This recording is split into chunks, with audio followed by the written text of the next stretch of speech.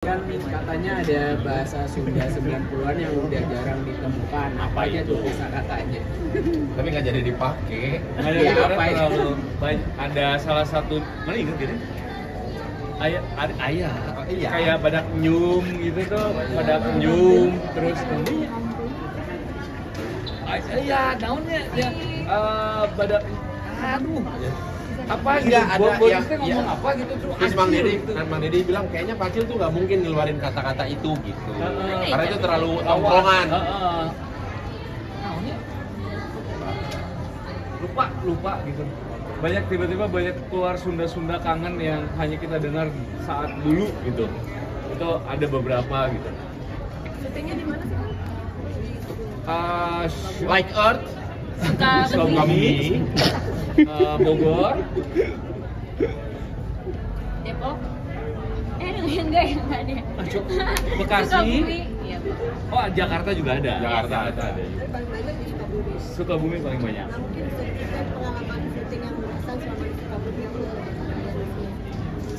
Syuting dengan cuaca dingin menyenangkan. jalan-jalan, Jalan-jalan. Makanan mie goreng yang selalu kita pesan malam-malam. Apa tuh mochi? Di Mochi dibuka dengan pagi-pagi sebelum ke lokasi bubur ayam dulu gerobakan. Udah buka dari jam 5 pagi ada. Terus ternyata Sukabumi itu adalah salah satu tempat yang looknya tuh mungkin sekarang jadi paling hot lah buat film gitu. Karena bentuk-bentuk yang lain kan kita tahu Jogja seperti itu, ya kan. Bandung tuh ya tidak heran begitu. Nah, Sukabumi itu ada satu sudut, terutama tempat kita nongkrong yang ngopi itu kan Ya. Iya.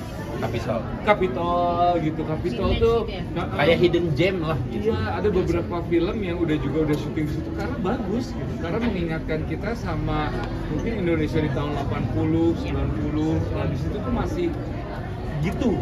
Jadi menarik sekali.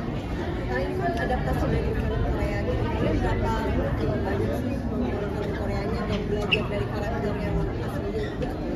Nonton, saya tahu dari Boris waktu itu kalau mau nonton ada di sini kata Boris gitu. Iya, karena kan sempat nyari tuh di Bang, platformnya. Di mana kok nggak ada. Akhirnya nemu di sebuah platform. Ada di sini ya udah barulah pada nonton bareng-bareng. 7.000 ya? 7.700? 7.700. Oh iya, 7.700.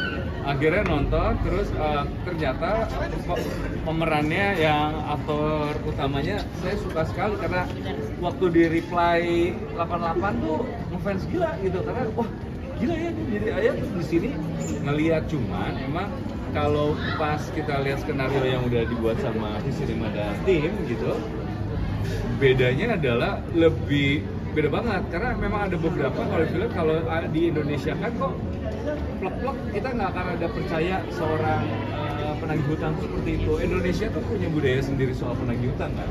Penagih hutang yang aman di pikiran kita tuh yang seperti apa gitu. Nah makanya butuh banyak adjustment. Belum lagi ada Sunda juga punya ciri khas tersendiri gitu. Nah soal Sunda Boris lebih paham. Astaga. Iya, benar. Ya pokoknya kayaknya ini yang dimau oleh Visinema atau mungkin Kang Denny sebagai sutradara pengen muatan lokalnya ada juga ternyata si Entertainment juga pengen dong harus ada muatan lokal jadi sama-sama ketemu di tengah makanya ini isunya sebenarnya universal tapi muatan lokalnya kuat banget jadi filmnya jadi Indonesia banget. Iya.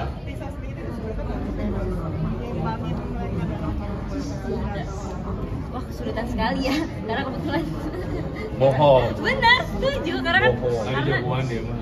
Oh, tiap malam suka nyinen pupu ya, budak leutik bisa ngapu, babakung ngapung naputin peuting. ya beda itu beda. Beda. Kalau di film ini karena emang aku aslinya kebetulan bukan orang Sunda, jadi pastinya ada tantangan tersendiri dalam berbicara pakai dialek Sunda. Kebetulan kan pemainnya nih sangat-sangat bisa membantu ya. Ini arti ini bahasa Sundanya ini. Jadi ya terbantu sih sama Om Tigo dan Boris. Gitu. Tantangan yang paling berat apa Tisha dalam kamu memainkan film ini mungkin? Kangen aja dia. Asik. Enggak. Itu mah udah biasa ya. Tantangannya yaitu mungkin salah satunya berdialek Sunda. Terus harus memberikan gestur yang sama dengan Intan kecil nih. Intan kecil karena kan aku mainnya continuity ya gitu. Aku melanjutkan perjalanan dari intan kecil gitu. Jadi pasti harus memberikan kesan kayak satu orang yang main gitu, satu orang yang sama yang main walaupun aslinya kita dua orang yang berbeda.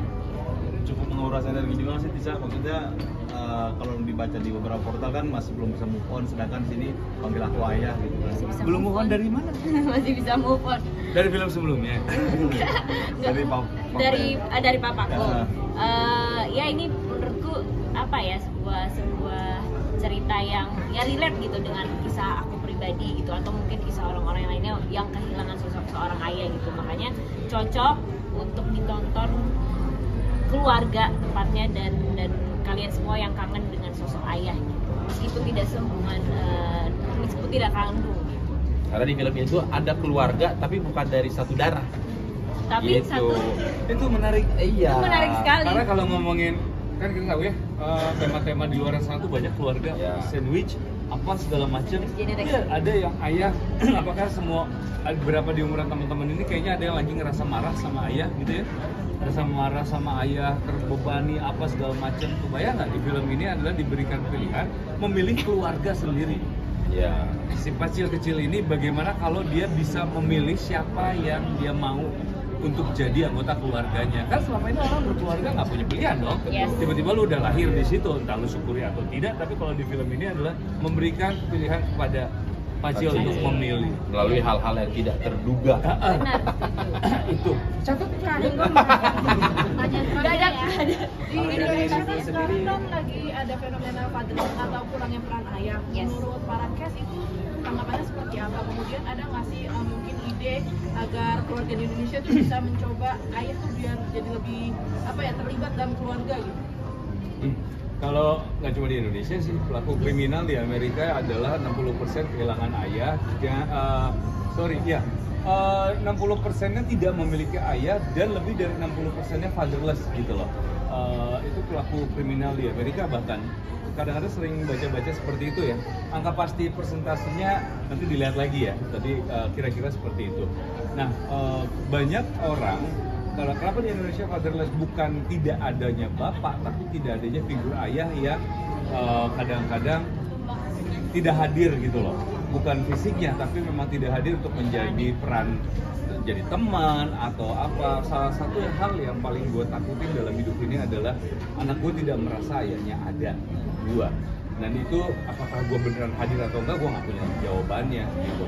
Kalau misalnya, saya rasa juga dari teman-teman pasti ada, ini tuh bukan terjadi di kalangan sosial ekonomi tertentu, tapi terjadi di kalangan yang bapaknya sibuk kerja mulu, ada bapaknya yang emang nggak mau riweuh ngurusin anak karena budaya patriarki kita kan kuat sekali ya, di mana semua anak apa tuh urusan ibu biasanya kayak gitu. Nah, tapi kalau misalnya dibilang tanggapan gimana soal fatherless, ya itu terjadi sampai dengan sekarang.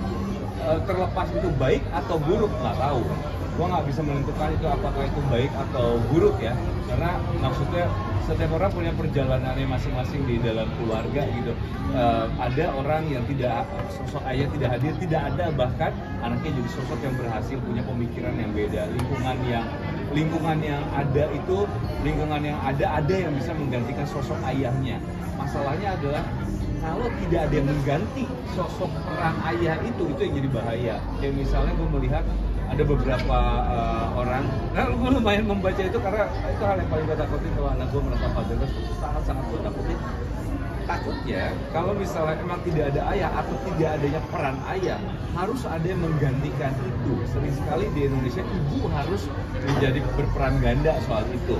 Apakah cukup untuk hanya seorang ibu yang berperan ganda? Kadang-kadang itu tidak cukup. Bisa dari paman, bisa dari kakek, bisa dari siapa. Harus ada yang mengganti peran ayah. Pokoknya fatherless itu adalah sesuatu, bahkan di dunia, nggak cuma di Indonesia, itu yang jadi permasalahan rata-rata manusia. Eca, itu sini gimana latihan berlembutnya? Itu sebenarnya kata yang nggak bagus ya. Latihannya aku bisa. Yang ngajarin bukan aku ya, Mang Tatang ya. Dia mah aku aja, terus semua aja aku. Bang Dedi kata yang Bang Dedi kan yang ngajarin? Iya. Tuh. satu pertanyaan terakhir. Ya.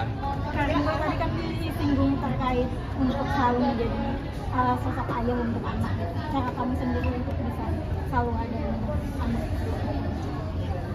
Persisnya, gue tuh masih mencari tahu arti itu sampai sekarang setiap harinya. Apakah cukup dengan sekarang gue pribadi antar jemput anak sekolah tuh cukup atau enggak gitu. Karena gue pengen ngelakuin itu terus, tapi siapa tahu anak gue merasa itu bukan. Gue pengen nemenin anak gue main terus.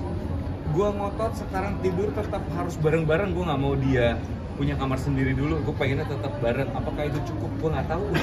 Dan gue lakukan adalah hanya usaha setiap harinya gue jangan sampai anak gue merasa seperti itu, karena apapun yang gue lakukan di luaran itu hanyalah sampingan. Kayak gue sekarang jadi aktor di film ini itu sampingan gitu. Yang utamanya gue adalah ayah dari mereka. Itu adalah reputasi gue yang paling keren di mata gue sendiri adalah menjadi ayah dari kedua anak gue ini gitu loh. Karena jujur aja, apapun pencapaian di luar buat anak gue tuh nggak ada artinya. Kalau lu nanya anak gue dua-duanya sekarang, kamu pengen apa dari bapak kamu? Pasti pengen main. Pasti dia jawab pengen main. Gue udah melakukan itu sama istri gue berkali-kali. Yang jawaban yang paling gampang yang keluar adalah pengen main, pengen main, pengen main. Dan gue adalah teman mainnya mereka. Mudah-mudahan gue sanggup gitu. Pernah keluar nggak sih Bang dari anak-anak kata-kata Papa kok sibuk sih kayak gitu sampai nggak bisa main gitu? Ini tuh hubungan gue jangan salah ya, hubungan gue tuh bukan kayak di layar-layar kaca I love you, enggak, anak gue bisa bilang nggak sayang sama bapak, sama bapak juga nggak sayang sama kamu gitu. Ya misalnya ibunya bisa I love you Bjorka misalnya, kalau Bjorka nggak I love you bapak, sama nggak I love you. Bjorka lebih sayang kaos kaki yang paling bau daripada Baba. Sama, Baba juga lebih sayang celana dalam Baba yang paling bau daripada kamu. Nah hubungan gue tuh kayak gitu sama anak gue cowok. Tapi semalam tidur dia tadi peluk gitu loh. Baba tidur peluk ya. Oke, gitu loh. Tapi emang bukan tipe yang tau kan lalu diomongin bapak anak ini tuh gue pengen selamanya sampai kapanpun gue pengen anak gue cerita semuanya sama gue. Gue lagi nunggu, gue pengen banget dengerin anak gue cerita dia suka sama siapa. Kalau dia sampai cerita sama gue berarti gue dipercaya sama anak gue buat cerita apa hal sekecil itu. Dari Karingga sama Kak Bosat, versi terbaiknya sebagai seorang ayah. Apanya nih? Bareng kerja bareng sama bos. Gimana? Ini kan serius ya. Yang di sana kan kayak mungkin bercanda-bercanda kali ya. Bercanda, yang sini nggak tahu nih serius, tapi di Kroasia bercanda terus sama dia mah. Iya. Apa ya, senang gitu bisa main bareng sama Bang Boris lagi karena dapetin lawan main yang seru kan nggak semudah itu lah. Nggak setiap saat. Nggak setiap saat gitu. Kadang ada untungnya, kadang lagi apa saja gitu. Cuman kan alhamdulillah dapat Bang Boris, Om Ringo yang selalu suportif dan Eca ini juga suportif gitu lah. Walaupun kita nggak satu frame ya, tapi di belakang itu semua kita ngobrol, kita bercanda-canda bareng.